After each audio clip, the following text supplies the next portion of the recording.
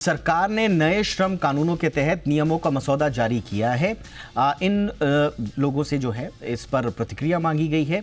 लोगों को 45 दिनों के अंदर अपनी आपत्तियां और सुझाव देने के लिए कहा गया है। सरकार ने यह भी साफ किया है कि जब तक नए नियम पूरी तरह से लागू नहीं हो जाते तब तक पुराने नियम ही चलते रहेंगे, बशर्ते वे नए लेबर कोड के अनुरूप हों।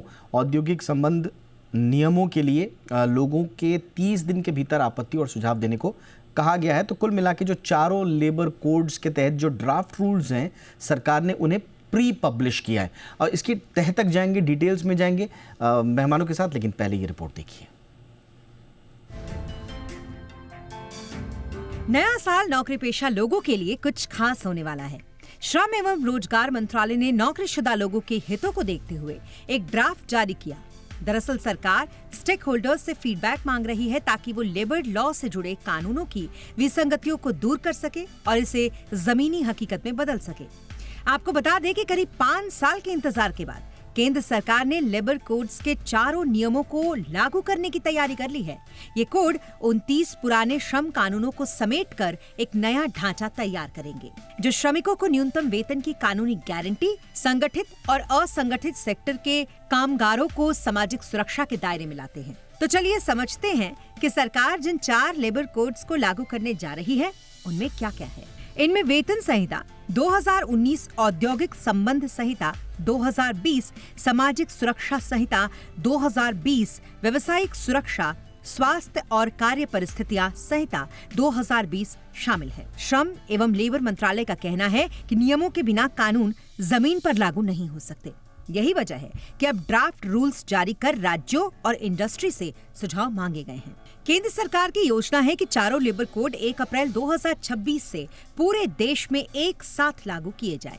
इसलिए केंद्र के साथ साथ राज्यों को भी अपने स्तर पर नियम नोटिफाई करने होंगे।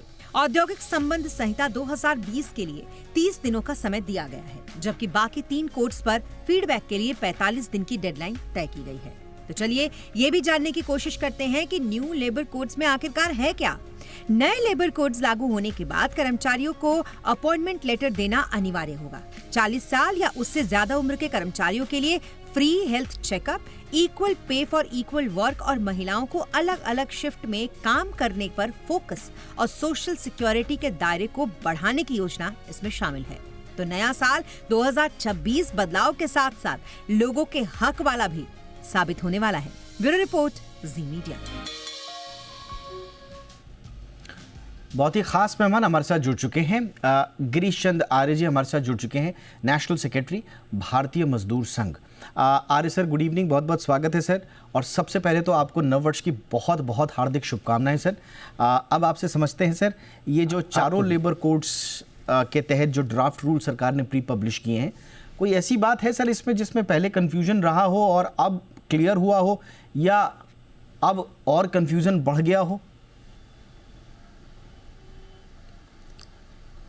दीपक जी, आपको और आपके सारे सहकर्मियों को नववर्ष की हार्दिक शुभकामनाएं। धन्यवाद सर। जैसा कि अभी ब्रीफ में बता रहे थे, तो अब क्या है, ये कानून बन चुके हैं, इनका एनेक्टमेंट हो चुका है। रूल्स जो है गवर्नमेंट ने ड्राफ्ट रूल्स आज रिलीज़ किए हैं और सारे स्टेक होल्डर्स को उसके सुझाव और आपत्तियां मांगी गई हैं। तो अभी हम ये समझते हैं कि जब एक्ट बनी गया है और सारे जो है उसमें जो फैसिलिटीज़ और सुविधाएं हैं जो वर्कर्स को मिलने वाली हैं, आपने खुद ही बता दी, तो मेरे को अब बताने की आवश्यकता नहीं है। मगर हमारी अब प्राथमिकता ये है कि इसको जो है हम किस तरह से जो 40 करोड़ मजदूर हैं जो इससे लाभान्वित होने वाले हैं, उन तक ये कैसे पहुँचे। अभी तक जो हमने देखा है उसमें एक्ट बन जाते हैं, रूल्स बन जाते हैं, मगर उनके इम्प्लीमेंटेशन का समय आता है तो वो जो लाभार्थी है, सरकार की बहुत सारी योजनाएं हैं जो बहुत वर्कर्स के और नागरिकों के हित में हैं, मगर वो वर्कर्स और नागरिकों को मालूम ही नहीं होती हैं। तो इन योजनाओं को नीचे तक कैसे ले जाया जाए, उसके लिए हमें एक जागरूकता अभियान चलाना पड़ेगा, जिसमें सरकार, उद्योगपति, ट्रेड यूनियंस, सामाजिक कार्यकर्ता और जो जन प्रशिक्षण के काम में लगे हुए लोग हैं, वो सब के सब जो है लेकर के जाएंगे। और इसको ले जाने का तरीका क्या होगा। अभी जो है जो कोड्स हैं वो मुख्यतः अंग्रेजी या हिंदी में हैं। ठीक। जब स्टेट स्कूल करेंगे तो अपनी अपनी भाषा में करेंगे, मगर मैं कहता हूँ कि इनको जो है केवल उनकी लोकल लैंग्वेज नहीं, स्थानीय भाषा में भी उनको जाना चाहिए, और ऐसे लोगों को हमको इसमें इन्वॉल्व करना चाहिए जैसे कि जो है कोई वर्कर्स का जो कोई फील्ड है, तो उसमें जो है उनमें से 4 लोगों को हम सेलेक्ट करें, उनको प्रशिक्षित करें। तो इन कोड्स के बारे में ज़्यादा से ज़्यादा अवेयरनेस हो, और अवेयरनेस इसलिए भी बहुत ज़रूरी है ना कि अगर आपको कोई कंफ्यूजन है या आपत्ति है तो आप सरकार को लिख भेजें, जिसके लिए आपको समय दिया गया है। एक जो इंपॉर्टेंट चीज़ आई है सर, वेजेस की परिभाषा जो है वो पूरी तरह से अब साफ हुई है, इसको देख के लगता है। अब यानी कि सीधा सीधा अगर हम बोलें तो पहले बहुत कन्फ्यूजन था कि भाई बेसिक डीए, तो अब सिर्फ जो बेसिक है प्लस जो डीए है प्लस जो आरए यानी कि रिटेनिंग अलाउंस है, यही वेजेस कहलाएंगे। यानी पीएलआई, ईसॉप्स, इंसेंटिव्स, रिम्बर्समेंट, ये सब जो हैं ये वेजेस में नहीं आएंगे। तो इस पे बहुत सारा कन्फ्यूजन था लोगों को, जो अब एक तरह से इन रूल्स के प्री पब्लिश होने से हुआ है। बट एक चीज़ जो रह गई है सर, वो जो 50% अलाउंस रूल जो है, उससे जो मिडिल क्लास सैलरी के लोग हैं उनकी तो सर टेक होम सैलरी घट जाएगी, मतलब ये सभी कह रहे हैं कि भाई घट जाएगी। तो क्या इसमें क्या रास्ता निकल सकता है? कंपनियों को क्या सैलरी रीस्ट्रक्चरिंग करनी चाहिए ताकि इस रूल का असर कम पड़ जाए? रीस्ट्रक्चरिंग करनी चाहिए सर? नहीं, सैलरी जो है घटेगी नहीं।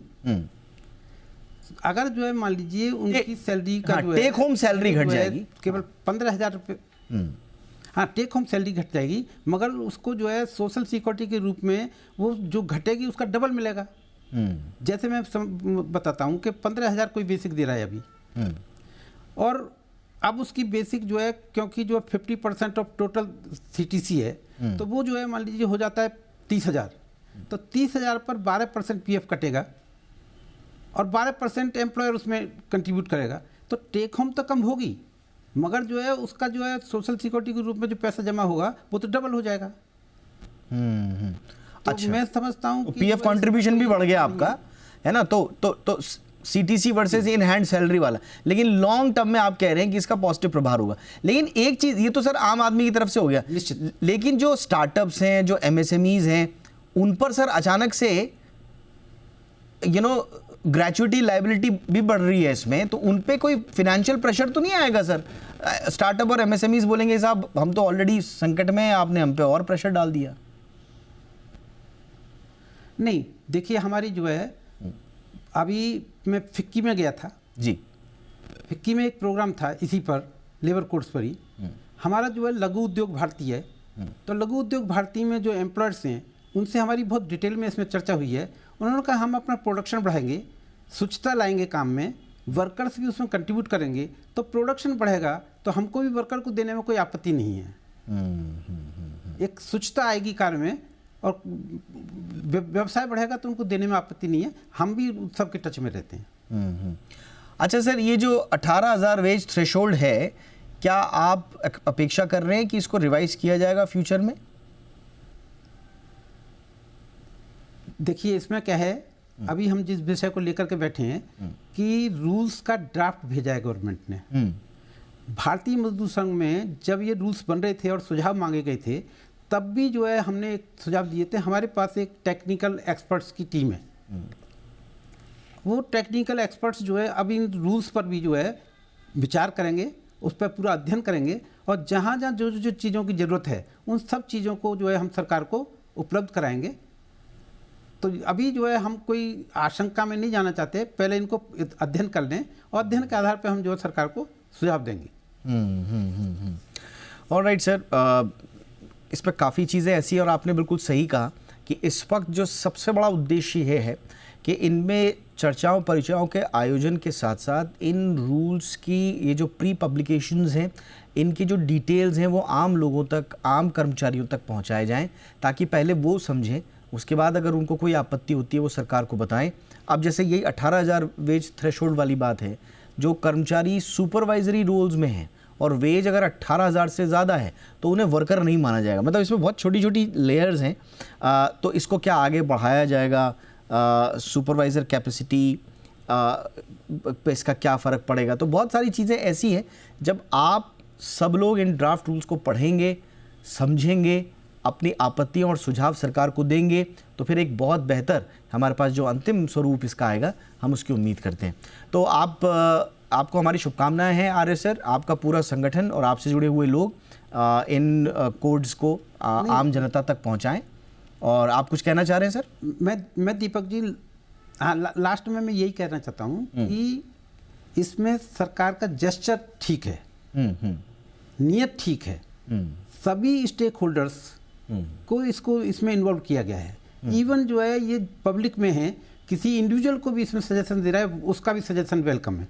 तो जब जो हम देंगे तो जो भी है, तो हम भी अपने जो भी आपने बातें कही हैं, हम इसका गहनता से अध्ययन करके जो भी सरकार को होगा, और सरकार ऐसा लगता है कि सरकार ने इनको इम्प्लीमेंट करने के लिए उनको बेहतर रोजगार हो, वेतन की सुरक्षा हो, सोशल सिक्योरिटी की सुरक्षा हो, सेफ्टी मिले उनको, सिक्योरिटी उनकी इंश्योर हो। तो जब ये करने के लिए किया है तो हमारी भी सरकार से चर्चा हुई।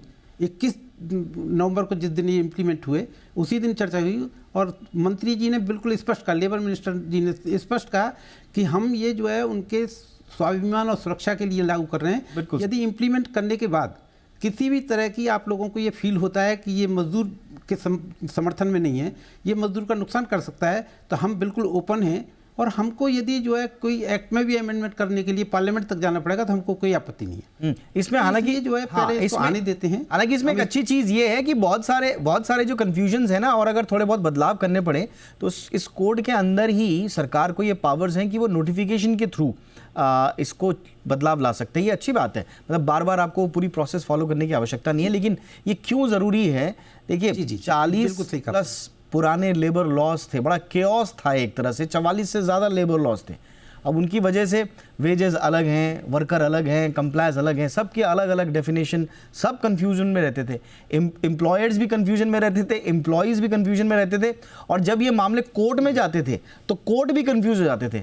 तो अब ये है कि एक क्लैरिटी प्लस सिंप्लिसिटी का ये 4 लेबर कोड्स लेकर के आए हैं। हमारी उम्मीद है कि जिस इंटेंशन के साथ सरकार ने इन्हें लागू दीपक जी, अगर आपको समय परमिट करता हो तो मैं एक जस्ट एग्जांपल देना चाहता हूँ। हाँ सर, संक्षेप में सर जी। अगर आपका समय परमिट करता है, मैं ये कहता हूँ कि हमारे जो जितने भी एक्ट थे वो प्री इंडिपेंडेंस थे या जस्ट आफ्टर इंडिपेंडेंस थे। तो मैं एक उदाहरण देता हूँ आपको कि फैक्ट्रीज एक्ट 1948। अब फैक्ट्रीज एक्ट 1948 में क्या परिस्थितियाँ थी? अभी वर्ल्ड ऑफ वर्क चेंज हो चुका टोटली। अभी जो है आप मुझे बताइए, जितने भी गिग वर्कर्स हैं, प्लेटफॉर्म वर्कर्स हैं, ये माइग्रेंट्स हैं, ये सारी समस्याएं जो है 48 में थी नहीं। तो अगर जो है इसमें अमेंडमेंट करके इनको भी वर्कर की कैटेगरी में लाते हैं, इनको सोशल सिक्योरिटी सबको देते हैं, इनको डेजिग्नेट करते हैं, कानूनी दायरे में लेकर के आते हैं, तो आज की डेट में ये जो अमेंडमेंट हैं ये उन सब जो छुटे हुए हैं नहीं सर। लेकिन एक मैं आपको यहाँ पे टोक रहा हूँ सर। अभी हमारे जितने गिग वर्कर्स हैं, ख़ासतौर से डिलीवरी वाले जितने भी लोग हैं, वो तो बेचारे हड़ताल पर हैं, उनकी कंपनियां नहीं सुन रही हैं। कंपनियां कह रही हैं साहब हमारे कर्मचारी आप हो नहीं, हमारे तो पार्टनर्स हो, और लेबर मिनिस्ट्री भी बहुत ज़्यादा कुछ कर नहीं पा रही हैं। तो सर अभी काम बहुत बाकी है सर। अच्छी बात है, ये सब हम लेबर कोड्स लेकर के आए हैं। नहीं पर दीपक जी मैं कह रहा हूँ अभी कानून बना है, रूल्स बन रहे हैं। जब ये इम्प्लीमेंट होगा तो उन एग्रीगेटर्स पर जो है ये बाध्यकारी होगा, वो से बच नहीं सकते। उनको जो है जो सेस के नाम पर जो है उनकी सोशल वेलफेयर के लिए नाम पर 1 से 2% कंट्रीब्यूशन ऑफ टोटल टर्नओवर देना है, उससे बच नहीं सकते। नहीं उससे तो बच नहीं पाएंगे, लेकिन उस कंट्रीब्यूशन का तो ठीक है, उस कंट्रीब्यूशन को तो आप उनके वेलफेयर के लिए लगाएंगे। लेकिन एक जिसको बोलते हैं ना, एक ढर्रे पर लेकर के आना, एक पटरी पर लेकर के आना, क्योंकि पार्टनर नाम लगा के आप अगर अपने कर्तव्यों से पल्ला झाड़ लेंगे तो उसमें गवर्नमेंट भी क्या करेगी? आपके पास रूल्स ही ऐसे नहीं है। और तो ये थोड़ी सी सर पेचीदियाँ हैं इसमें। बहरहाल अब ज़्यादा इस पर नहीं जाते हैं। अच्छी बात है, ये प्री पब्लिश हुए हैं ये ड्राफ्ट रूल। एक बार फिर हमारी अपील है उन तमाम लोगों से, आप इनको पढ़िए, समझिए, कोई सुझाव हैं, आपत्ति हैं तो सरकार को आप ज़रूर दीजिए। ये हमारी अपील रहेगी। और एक अच्छे फाइनल रूल्स को लेकर हम भी आश्वान्वित हैं और उम्मीद करते हैं कि बढ़िया रूल्स आएंगे। बहुत बहुत धन्यवाद सर, आपने वक्त निकाला। और एक बार फिर से आपको नव वर्ष की बहुत बहुत शुभकामनाएं। गिरीश चंद आर्य जी।